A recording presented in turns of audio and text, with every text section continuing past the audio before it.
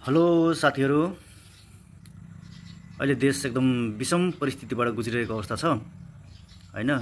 अब भदौ 23 र 24 गतेको आन्दोलनबाट जुन म्यान्डेट जनताले दिएको थियो, सम्पूर्ण आम जनताको म्यान्डेटै हो त्यो। तर भलै आन्दोलनमा जेनजी पुस्ताहरू उपस्थित हुनुभयो, उहाँहरूले ठुलो परिवर्तन गर्न सफल हुनुभयो। भ्रष्टाचारी नेताहरूलाई भागाभागको अवस्था सिर्जना गर्न सक्नुभयो। त्यसमा सबैले खुसी नै मनाइरहेको छन्। भ्रष्टहरूलाई तह लगाउनै पर्ने थियो भन्ने एङ्गलबाट सबैले बुझिरहेको छन्। तर पनि यत्रो बलिदानीको कुरा कसैले गरेको छैन। त्यत्रा लगभग 70-75 जनाको मृत्यु भइसक्यो। मेरो अनुमानमा त 100 जनाभन्दा बढी नै मृतक भइसकेको जस्तो लाग्छ मलाई। तर त्यो गोली हान्न लगाउने, माथिबाट आदेश दिने मान्छेलाई कारबाही गर्नुपर्छ भन्ने दिशातिर कोही पनि अगाडि बढेको, बसलाई अगाडि बढाएको मैले देखिनँ। यो एक नम्बरमा यो बुझ्नुपर्ने कुरा है। सबैले के भनिरहेको छन् भनेपछि, कुन एङ्गलमा बस अगाडि बढाइएको छ भनेपछि त्यो विध्वंसकारी घरहरू जलाइयो, सिंहदरबार जलाइयो, अदालतमा आगो लगाइयो, चोरी गर्ने भाटबाटीमा चोरी गरियो, यिनीहरूलाई कारबाही गर्नुपर्छ, यिनीहरूलाई खोजी खोजी कारबाही गर्नुपर्छ भन्ने एङ्गलमा अहिले फेसबुकभरि एउटा क्याम्पेन जस्तो चलाइएको छ के। तर होइन, त्यत्रजनालाई छानी छानी छातीमा र टाउकोमा गोली हान्न लगाउने आदेश दिने मान्छे को हुन् त? त्यो गोली हान्ने को हुन् हो? तिनीहरूको बारेमा चाहिँ कसैले बसै गरेछन्। एक नम्बरमा जेनजी साथीहरूले, पुस्ताहरूले बुझ्नुपर्ने र आम नेपालीले बुझ्नुपर्ने कुरा एक नम्बरमा यो छ। दोस्रो नम्बरमा होइन, सुशीला कार्कीज्यूलाई हामीले पहिलो महिला प्रधानमन्त्रीको रूपमा पायौँ, यसमा खुसी नै मनाउनुपर्छ होइन। दुःखी हुनुपर्ने केही कारण छैन, उहाँ पनि योग्य हुनुहुन्छ।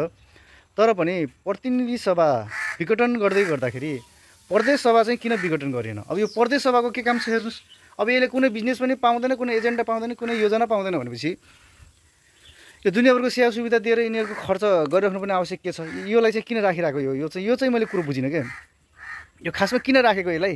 राष्ट्रिय सभा र प्रतिनिधि सभा दुइटै विघटन गर्नुपर्छ के? नयाँ एजेन्डा अनुसार अगाडि बढ्नुपर्छ। अनि यही कानुनलाई मान्ने भनिएको छ होइन। यो कानुनलाई त मान्ने हो, यो कानुनलाई त टेक्ने हो। तर एजेन्डा के थियो भन्ने कुरो के। अब ढिला सुस्ती गरिरहेको छौँ होइन। यो अब 3-3 जना मन्त्रीहरू पनि नियुक्ति भइसके। तर पनि यो जुन म्यान्डेटमा जानुपर्ने त्यो म्यान्डेट नै बिर्सिएर हिँड्न लाग्यो जस्तो मलाई अनुभूति भएको छ है। साथीहरूले कसरी बुझ्नु भएको छ होइन। प्रत्यक्ष निर्वाचित कार्यकारीको एजेन्डा बिर्सिन लागेको हो कि?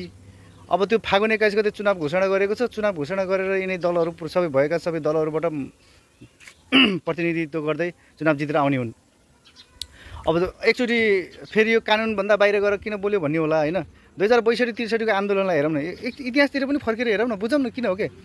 त्यतिखेर के गरेको थियो त्यो बुझ्नु परेन। अन्तरिम सरकार गठन भइसकेपछि अन्तरिम सरकारले के गरेको थियो? अन्तरिम संविधान जारी गरेको थियो। यो कोड गर्नु होला है, आम जनताले कोड गर्नु होला। अन्तरिम संविधान घोषणा गरेर नयाँ सङ्घीय गणतान्त्रिक लोकतन्त्र होइन, गणतान्त्रिक देशमा लाने भनेर, राजतन्त्रको अन्त्य भयो भनेर त्यतिखेर घोषणा गरेर गइएको थियो कि नै हो। अनि अहिले चाहिँ यो संविधान मान्नुपर्ने किन? यो संविधानलाई निलम्बित गर्ने हो कि, यो खारेजै गर्ने होइन कि। अहिले निलम्बित गरेर अन्तरिम संविधान जारी गरेर अगाडि जान सकिन्थ्यो कि सकिन्थेन? एक नम्बरमा प्रत्यक्ष निर्वाचित कार्यकारी घोषणा गर्न सकिन्थ्यो कि सकिन्थेन? सकिन्थ्यो हो। अहिलेको आन्दोलन जुन बलिदानी, यत्रो मान्छेहरूको बलिदान गएको छ, यो खेर जाने लक्षण मैले देखिरहेको छु। चुनाव गराउने भन्ने त 84 सालमा जसै चुनाव हुन्थ्यो त तिनै पुरानो दलबाट आउँथे, खिचडी सरकार बन्थ्यो, यता न उताको हुन्थ्यो, फेरि देश त्यस्तै अन्यलतामा गइरहन्थ्यो। यसै गरेर भ्रष्टाचार भइरहन्थ्यो, कहिले ढल्थ्यो कहिले जान्थ्यो।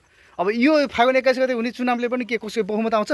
ल भन्नु, कसले ग्यारेन्टी गर्छ बहुमत आउँछ भनेर? कुनै एउटा पार्टीको बहुमत आउँछ र सरकार मजाले चल्छ भने कसैको ग्यारेन्टी छ? यो छ भने मलाई भनिदिनुहोस् है साथीहरू। मैले नबुझेको पनि हुनसक्छु है, तर कमेन्ट गर्नेहरू लेख्नु होला है। म यति भन्न चाहन्छु कि अन्तरिम संविधान जारी गरेर जान सक्ने बाटो हुँदाहुँदै पनि अन्तरिम संविधान किन जारी गरिएन? त्यही 62-63 को आन्दोलन हेरेको भए भइहाल्थ्यो नि। त्यो आन्दोलनबाट, जुन आन्दोलनबाट उपलब्धि भइसकेपछि होइन, बुढापाकाहरूले गरेको आन्दोलन, आउन त त्यसमा पनि युवा आएको थिए। तर नेतृत्वकर्ता को थिए भनेपछि पुरानो दलका मान्छेहरू थिए नि त। अहिले त नेतृत्वकर्ताहरू युवा थिए, उनीहरूले बुझेनन् होला, केही भएन होला।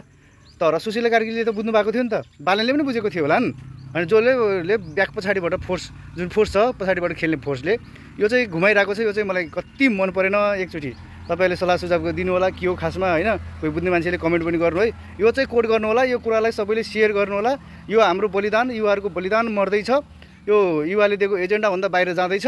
यो चाहिँ अब संसारमै नभएको आन्दोलन यत्रो भयो, उपलब्धि भयो, यत्रो ठुलो आन्दोलन भयो, उथलपुथल भयो भन्ने, तर उथलपुथलको उपलब्धि जिरो। केही न केहीको त्यो चुनाव गराउनु मात्रै उपलब्धि हो होइन। चुनाव गराउनु त 62 के अरे 84 सालमा चुनाव भइरहेको थियो त, सो त भइरहेको, त्यसैले मानेर अगाडि बढ्यो भए त भइहाल्थ्यो त। किन यत्रो विधि गर्नु पऱ्यो? किन यिनीहरूलाई लखट पार्नु पर्ने थियो? किन यत्रो विध्वंस मचाउनु पर्ने थियो? यो कुरा चाहिँ कोड गर्नु होला है साथीहरू। ल धन्यवाद है साथीहरू, सबैले बुझ्नु होला।